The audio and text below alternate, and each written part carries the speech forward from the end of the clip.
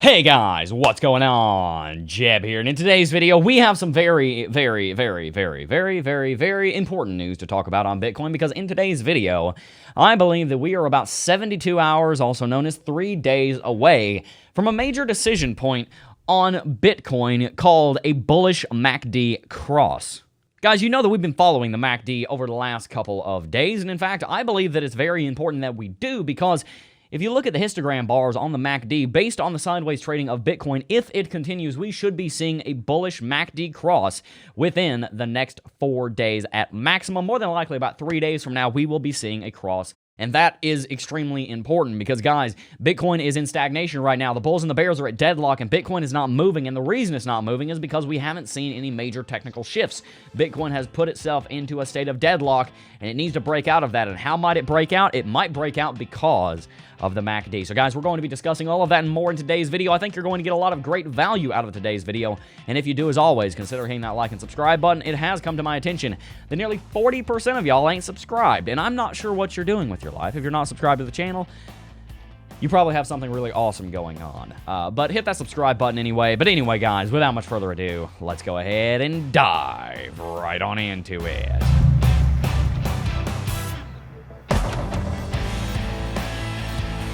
Oh, and by the way, guys, I just want to mention, I was completely lying about meeting the president of Turkmenistan yesterday. I literally just made that up and left a deadpan cold expression to see how many of you guys would call me on it. I was waiting for someone to be like, Jeb's full of it. He's not actually doing that. You all were just like, oh, wow, cool beans. Cool beans, Jeb. You're meeting the president of Turkmenistan. I literally just pulled that name out of nowhere. I mean, it's a real country, but, you know, shout out to our Turkmenistani viewers.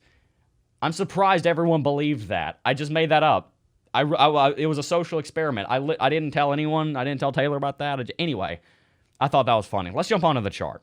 Guys, I think it's very obvious that the last couple of days on Bitcoin have been relatively boring. That is very much noticeable in our viewership here on YouTube, because I think we've been making some pretty good videos, but Bitcoin isn't really doing a whole lot, so I don't blame you for not watching them. Guys, Bitcoin has a period of low volatility. And as we've talked about in recent videos, when Bitcoin has a period of low volatility, you know what's likely to come next? A period of high volatility. Volatility is cyclical in markets, and when you're seeing low volatility, it's like in the summer in Florida, and it's 90 freaking billion degrees outside, and you're looking forward to winter. You know winter's coming because it's summer right now. There's low volatility right now, which means there's going to be high volatility coming at some point in the relatively near-term future. How do we get there, though? The way that we get there is with something shifting in the technicals or the fundamentals to bring about a market sentiment shift in the traders and the investors. The traders and the investors are deadlocked right now between bullish and bearish because everything is stagnant. So if we see a big shift in a technical, for example, that can start the dominoes falling in the right direction to get Bitcoin moving. And a good example of one technical that could do that is, in fact, the daily chart MACD on Bitcoin. As you guys can see, we have seen 6 consecutive green days on the histogram, meaning that for the last 6 days, the bullish MACD cross has been inching closer as the signal line and the MACD line have been converging. And at the current rate of about 25 points of convergence a day, we should expect to see a bullish cross on MACD, which would be defined as the histogram switching the sides within the next 3 to 4 days if we continue trading sideways. Remember, in a perfectly sideways market, oscillators will default back to the 0 position on MACD, the 50 position on RSI, for example. So since the market's trading sideways so much right now, the MACD is defaulting back to the 0 level. Since we're under the 0 level, that's going to necessitate a cross, and that cross could be the thing that breaks the camel's back and gets us out of this deadlock and gets Bitcoin moving. Not only would that be a very good thing for Bitcoin because it would break the deadlock, it'd also be a good thing because Bitcoin has been bearish on the MACD for the last 32 days. So am I forsaking my idea that Bitcoin's going to pull back down to $9,000? No, I'm not. But we could see some short-term bullishness up to maybe $11,000, and then if we do pull something like that off, I very well may be wrong. I don't really care if I'm right or wrong on the $9,000 call. I just want Bitcoin to do something. And this MACD cross might be the light at the end of this boring freaking tunnel on Bitcoin where it's just not doing anything. So guys, I encourage you, keep an eye on the MACD. One thing I would also encourage you to keep an eye on would be this number right up here, the 24-hour volume on CoinMarketCap. Now, guys, it has been pretty much 2 years since CoinMarketCap volume has been accurate with the advent of leverage trading and also the advent of a crap ton of wash trading. We don't really use volume on CoinMarketCap the way we did 24 months ago. But the thing about CoinMarketCap's volume is that it's at least somewhat consistent with itself. It's self-consistent. So with that in mind, I would encourage you to keep an eye on it because when it goes up, that's a good sign. If we take a look at the last basically 4 years that I've been here, you can see this bottom gray area for total market cap right here, it has gone up dramatically. This has obviously been manipulated, but it's an important thing to look at because, like I said, it is going to be somewhat self-consistent on the shorter term time frames. Volume dropped significantly here in July, and it jumped when we rallied here. It has been pulling back as of recent, but as you can see, in the last few days, it has jumped.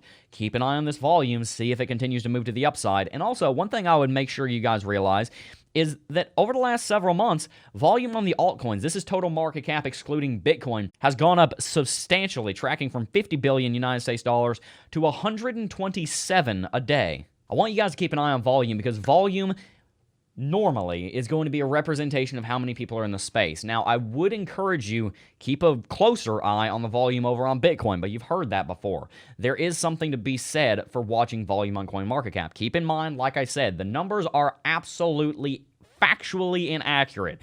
The New York Stock Exchange, $500 billion in daily volume is, getting up there, and this is Bitcoin. But like I said, CoinMarketCap volume does have a degree of self-consistency, so it's something that you can at least keep an eye on and something that you can read. Watch for volume to increase specifically on Bitcoin charts, but also keep an eye on CoinMarketCap charts because so long as you understand the validity and the use of data, you can use any data if it is actually relevant. And I think this is relevant, so keep an eye on it. I would also encourage you guys to keep remembering the Fear and Greed Index on Bitcoin and keep an eye on it too. It hasn't dropped, but if this does start dropping below 41, if this starts getting down to like 30 and below, that is an incredible buying opportunity. This right here is one of the reasons why I see Bitcoin going even lower than where it is right now, is because we have room to go on Fear and Greed, because Fear could go all the way down to like 15. If we start getting much lower on Fear and Greed, it would be a great buying signal for specifically a medium-term investment for the next month to 3 months. I'm not a financial advisor. That is simply my opinion. Don't sue me if you get it wrong. Take personal responsibility. It's always the better thing to do.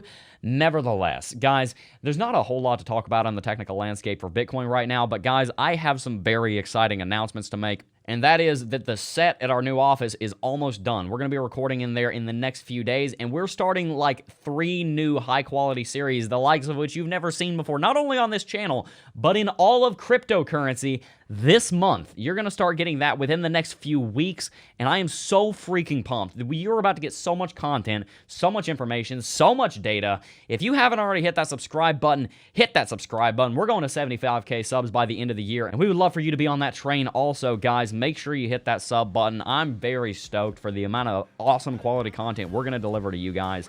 Thank you guys so much for the continued support over the last nearly 3 years now. Guys, I'm so pumped.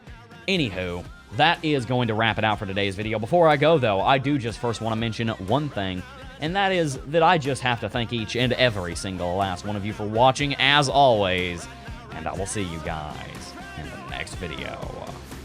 Peace.